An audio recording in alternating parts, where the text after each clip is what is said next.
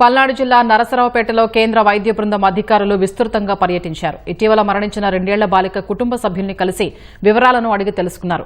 Chicken దుకాణాల్లో కోళ్లకు పరీక్షలు నిర్వహించి శాంపిల్స్ సేకరించారు. బాలికకు మొదటగా వైద్యం చేసిన నరసరావుపేటలోని ప్రైవేటు వైద్యులను కలిసి వివరాలు తెలుసుకున్నారు. ప్రస్తుతం బర్డ్ ఫ్లూ మూలాలు ఎక్కడా లేవని, అనవసరంగా అవాస్తవాలు ప్రచారం చేసి ప్రజల్ని భయపెట్టవద్దని ఎమ్మెల్యే చదలవాడ అరవింద్ బాబు కోరారు. కరోనా టైంలో చిన్న జ్వరం, జలుబు, దగ్గు ఉన్నా కానీ వాడు పాజిటివ్ ఇచ్చేవాళ్ళు అనమాట. ప్రతి కేసుని పాజిటివ్ ఇచ్చేవాళ్ళు. ఆ విధంగా ఇవ్వడం వల్ల ప్రజలందరూ భయభ్రాంతులు అయ్యారు. కొన్ని లక్షల మంది ఆ విధంగా పాజిటివ్ రావడం జరిగింది.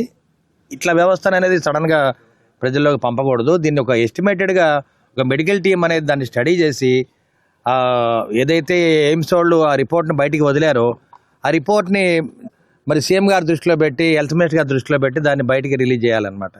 ఎందుకంటే సడన్గా రిలీజ్ చేయటం అనేది ఒక సింగిల్ కేసు.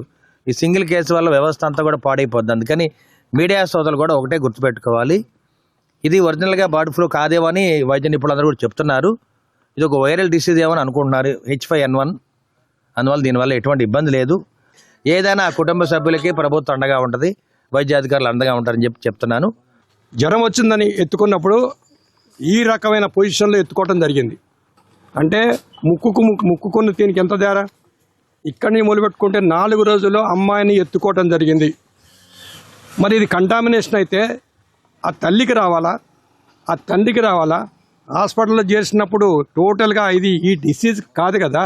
150 కోట్ల జనాభా ఉన్న ఈ దేశంలో 25 సంవత్సరాల నుంచి ఈ డిసీజ్ కనపడుతున్నా, వస్తున్నా, ప్రతి ఫామ్లో ఉన్నా కూడా ఎక్కడ జనాలు చనిపోయినట్టు కానీ, వ్యాపించినట్టు కానీ ఎక్కడ లేదు. ఇది చాలా విచిత్రమైన కేసుగా మేము భావిస్తున్నాం. దీన్ని ఏ రకంగా వెనక్కి తీసుకోవాల్సిన అవసరం ఉందని విజ్ఞప్తి చేస్తా ఉన్నాను.